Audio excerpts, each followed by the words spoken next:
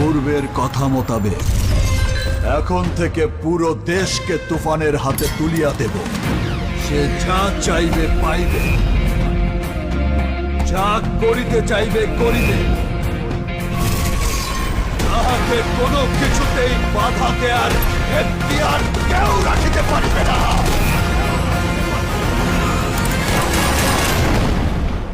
আর এর ব্যত্যয় ঘটিলে